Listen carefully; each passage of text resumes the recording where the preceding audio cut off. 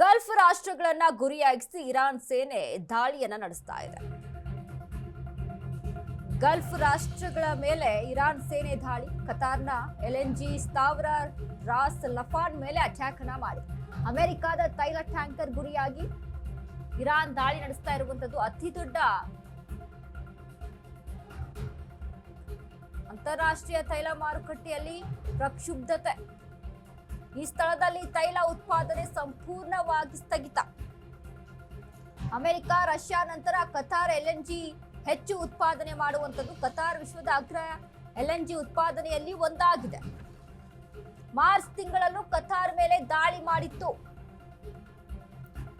Iran ಸೇನೆ ದಾಳಿಗೆ ಕತಾರ್ನಲ್ಲಿ ಭಯದ ವಾತಾವರಣ ಸೃಷ್ಟಿಯಾಗಿತ್ತು. ಗಲ್ಫ್ ರಾಷ್ಟ್ರಗಳನ್ನ ಗುರಿಯಾಗಿಸಿ ಇರಾನ್ ದಾಳಿಯನ್ನು ನಡೆಸ್ತಾ ಇರುವಂತದ್ದು.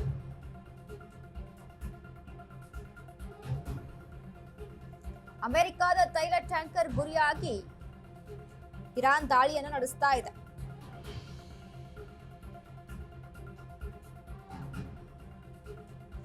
ನೋಡಿ, ಒಂದ್ ಕಡೆ ಅಮೆರಿಕ ಏನು ಇರಾನ್ ನಲ್ಲಿ ಇರುವಂತಹ ತೈಲ ಘಟಕಗಳನ್ನ ಧ್ವಂಸ ಮಾಡ್ಬಿಡ್ತೀವಿ, ನೀವು ಯುದ್ಧದಿಂದ ಹಿಂದೆ ಸರಿ ಇಲ್ಲ ಅಂತ ಅಂದ್ರೆ ಅನ್ನುವಂತ ವಾರ್ನಿಂಗ್ ಅನ್ನ ಕೊಟ್ಟಿದೆ. ಬಟ್ ಈ ಹಿಂದೆ ಕತಾರ್ ಮೇಲೆ ಯುದ್ಧವನ್ನ ನಡೆಸಿತ್ತು ಇರಾನ್. ಕತಾರ್ನ ಎಲ್ಎನ್ಜಿ ಅಂತ ಅಂದ್ರೆ ಅತಿ ದೊಡ್ಡ ತೈಲವನ್ನ ಅಲ್ಲಿಂದ ಟ್ರಾನ್ಸ್ಪೋರ್ಟ್ ಮಾಡುವಂತ ಒಂದು ಘಟಕ. ಸೊ ಹೀಗಾಗಿ ದಾಳಿಯನ್ನ ನಡೆಸ್ತಾ ಇದೆ ಇರಾನ್. ಮಾರ್ಚ್ ತಿಂಗಳಲ್ಲೂ ಸಹಿತ ಕತಾರ್ ಮೇಲೆ ದಾಳಿ ಆಗಿತ್ತು. ಅಂದ್ರೆ ಮಾರ್ಚ್ ತಿಂಗಳಲ್ಲೂ ಅಂತಂದ್ರೆ ಮೊದಲಿಗೆ ಒಂದು ಬಾರಿ ಕತಾರ್ ಮೇಲೆ ದಾಳಿ ಆಗಿದೆ. ಅತಿ ದೊಡ್ಡ ದ್ರವೀಕೃತ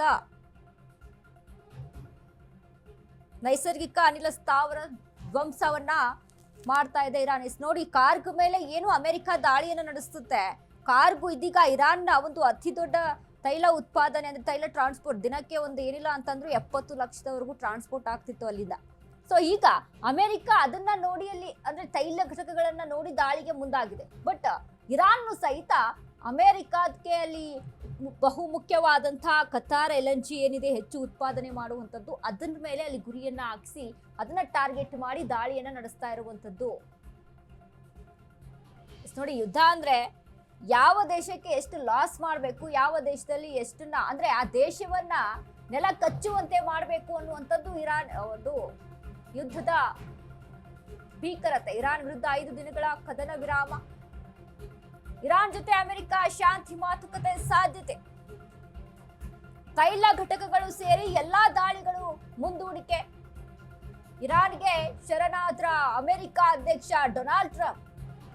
ಇರಾನ್ ಎದುರು ಮೆತ್ತಗಾದ್ರ ಡೊನಾಲ್ಡ್ ಟ್ರಂಪ್. ಇದ್ದಕ್ಕಿದ್ದ ಹಾಗೆ ಇರಾನ್ ಮೇಲಿನ ದಾಳಿ ಮುಂದೂಡಿಕೆ. ಹರ್ಮುಜ್ ಡೆಡ್ ಲೈನ್ ಬೆನ್ನಲ್ಲೇ ಯುದ್ಧಕ್ಕೆ ಮಧ್ಯಂತರ ವಿರಾಮವನ್ನ ಕೊಟ್ಟಿದ್ದಾರೆ. ಇರಾನ್ ಮೇಲಿನ ಎಲ್ಲಾ ದಾಳಿಯನ್ನ ಮುಂದೂಡಿಕೆ ಮಾಡಿದೆ ಅಮೆರಿಕ. ಇರಾನ್ ವಿರುದ್ಧ 5 ದಿನಗಳ ಕದನ ವಿರಾಮವನ್ನ ಸೂಚಿಸಿದೆ. ಇರಾನ್ ಜೊತೆ ಅಮೆರಿಕ ಶಾಂತಿ ಮಾತುಕತೆ ಸಾಧ್ಯತೆ ಇರುವಂತದ್ದು. ತೈಲ ಘಟಕಗಳು ಸೇರಿ ಎಲ್ಲಾ ದಾಳಿಗಳು ಮುಂದೂಡಿಕೆ ಆಗಿದೆ. ಒಂದ್ ಕಡೆ ಅನಿಸ್ತಾ ಇರುವಂತದ್ದು, ಹಾಗಾದ್ರೆ ಇರಾನ್ಗೆ ಅಮೆರಿಕ ಅಧ್ಯಕ್ಷ ಡೊನಾಲ್ಡ್ ಟ್ರಂಪ್ ಶರಣಾಗ್ಬಿಟ್ರ, ಯುದ್ಧದಿಂದ ಹಿಂದೆ ಸರಿತಾರ? ಹಾಗಾದ್ರೆ ಇರಾನ್ ಹಾಕಿರುವಂತ ಕಂಡೀಷನ್ಸ್ ಗಳನ್ನ ಒಪ್ಕೊಳ್ಳುತ್ತಾ ಅಮೆರಿಕ?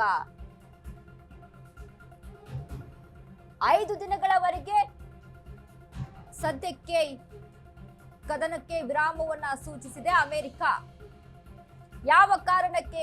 ಶಾಂತಿಯ ಮಾತುಕತೆ ಆಗುವಂತ ಸಾಧ್ಯತೆಗಳೇನಾದ್ರೂ ಇದೆಯಾ? ಒಪ್ಪಂದಗಳಿಗೆ ಒಪ್ಕೊಳ್ಳುತ್ತಾ ಅಮೆರಿಕ? ಹಾಗಾದ್ರೆ ಇಸ್ರೇಲ್ನ ನಡೆ ಹೇಗಿರುತ್ತೆ? ಇಸ್ರೇಲ್ನ ಮುಂದಿನ ಕ್ರಮಗಳು ಯಾವ ರೀತಿಯಾಗಿರುತ್ತೆ? ಎಲ್ಲವನ್ನ ಕೂಡ ಗಮನಿಸಬೇಕಾಗುತ್ತೆ.